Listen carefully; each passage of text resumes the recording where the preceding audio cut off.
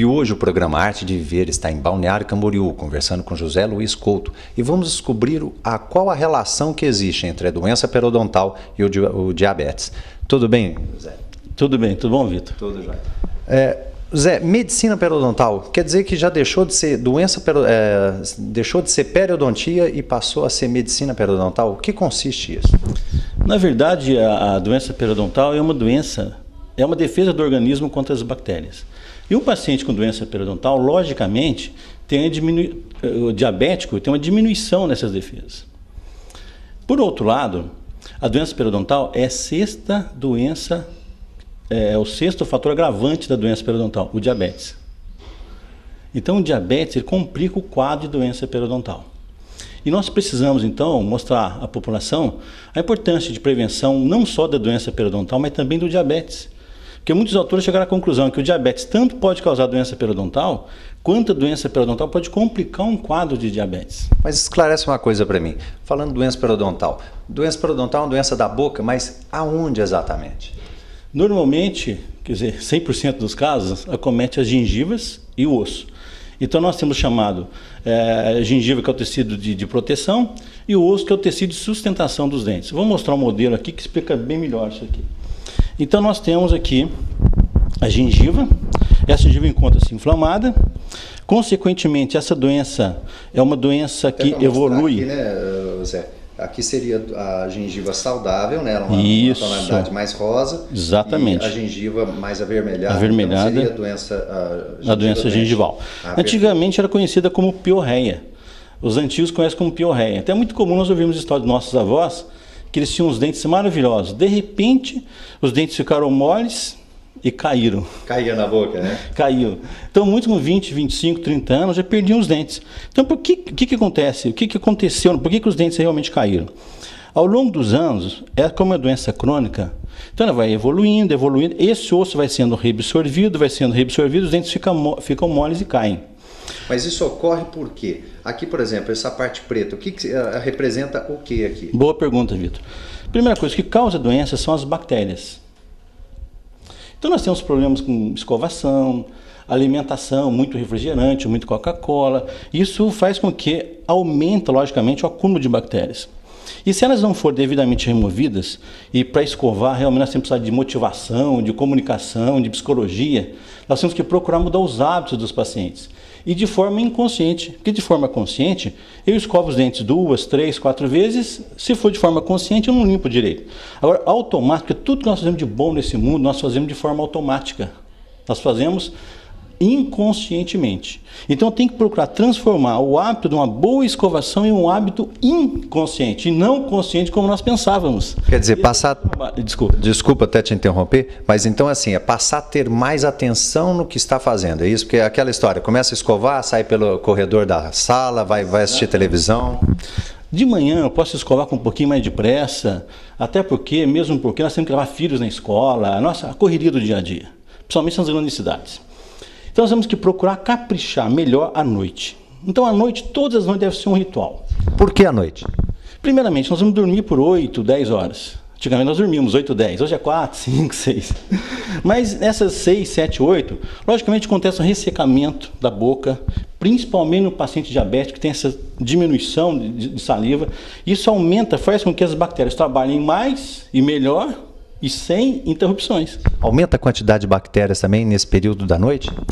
Eu não poderia classificar como aumenta. Quer dizer, o que diminui é a defesa do organismo. Mas aumenta, por que aumenta? Vamos imaginar que a pessoa efetua uma boa higienização antes de dormir, efetua um bochecho com flúor, logicamente vai complicar a vida das bactérias.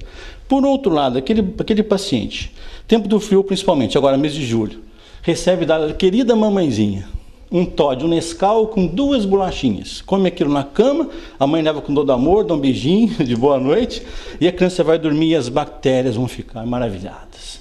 Açúcar, Nescau, bolachinha, trigo, tudo que as bactérias precisam para quê? Para se desenvolverem. Então, se nós efetuarmos uma boa escovação à noite, uma só por dia já é suficiente. Eu escovo de manhã rapidinho, depois do almoço rapidinho, à tarde rapidinho. Agora, à noite tem que ser caprichado, é um ritual. É a diabetes que interfere na periodontia ou a doença periodontal é que interfere no diabetes? Hoje em dia, então, a medicina periodontal surge como um novo ramo da odontologia. Seria uma nova especialidade da odontologia, que é procurar tratar um paciente que tem cáries, doença periodontal, ou seja, piorreia, e um paciente que tem uma debilidade sistêmica, por exemplo, o diabético. No caso, desculpa até de novo te interromper, mas o diabetes então seria uma doença sistêmica, é isso? É uma doença sistêmica. O diabetes ele complica, dá problemas cardíacos, cegueira e muitas outras doenças que nós já conhecemos. O diabetes complica, logicamente, no caso de doença de gengiva, que afeta a cicatrização, ele causa nefropatias, anemias, hemorragias e é a doença periodontal. A doença periodontal hoje é a sexta maior complicação do diabetes. Então nós temos um processo inflamatório nessa gengiva. Logicamente que depende da resistência do hospedeiro, ou seja, da pessoa. Então de um lado nós temos as bactérias e de outro lado nós temos os neutrófilos polimorfos, nucleares neutrófilos, que são os primeiros agentes na defesa dessa doença aqui. Então, se o paciente é diabético, primeiramente, as bactérias que ficam dentro dessas bolsas periodontais são bactérias gram-negativas anaeróbias, a maioria. E o paciente diabético faz com que essa área se transforme em um caldo de cultura, alimentando as bactérias. Então, o grande problema do diabetes, de um lado, dificulta a cicatrização, de outro lado, predispõe ao aumento bacteriano. Esse pretinho aqui é o que tinha naquele outro modelo. Exatamente. Então, no início da doença periodontal, nós temos a placa bacteriana. Se essa não for removida, a própria saliva promoverá a calcificação dessa placa, que antigamente era mole, no início é mole, e com o tempo, graças à calcificação da saliva, o cálcio contido na saliva, essa placa se calcifica e transforma-se no cálculo ou tártaro, como é mais conhecido. Então esse pretinho é o tártaro. Então quando eu vou no dentista e promovo aquelas chamadas raspagens, essas raspagens procurarão logicamente eliminar esse tártaro, que foi uma placa esquecida pelo paciente ao longo do tempo. Então eu tenho que, antes de raspar, eu tenho que realmente aprender a cuidar dessa gengiva, aprender a escovar os dentes direitinho. Hoje nós temos escovas unitufos, escovas elétricas e preço assim que dá para a gente, todos podem adquirir. E a grande maioria, é verdade isso, que a grande maioria dos brasileiros tem doença periodontal? Olha, 3 em cada 4 pessoas apresentam a doença periodontal. Quer dizer, mais de 90% da população. De 75 a 90, agora dificilmente se encontra uma pessoa sem doença periodontal em uma de suas fases. Pode ser uma inicial, uma gengivitezinha, até uma doença mais avançada. Então, quando começa muito mau hálito e os dentes começam a ficar moles, é porque o quadro está avançado. E isso também vai complicar o quê? Vai complicar, inclusive, a colocação de implante, que está muito em moda hoje. Então, as pessoas perdem os dentes e acreditam, eu posso perder e depois eu coloco implantes. O problema é que, como a doença periodontal se incumbe de destruir esse tecido ósseo, logicamente, fatalmente, vai complicar a implantação de um implante e até mesmo a colocação de uma dentadura chamada prótese total. Bom, Zé Luiz, eu quero agradecer a sua presença aqui com a gente no programa Arte de Viver.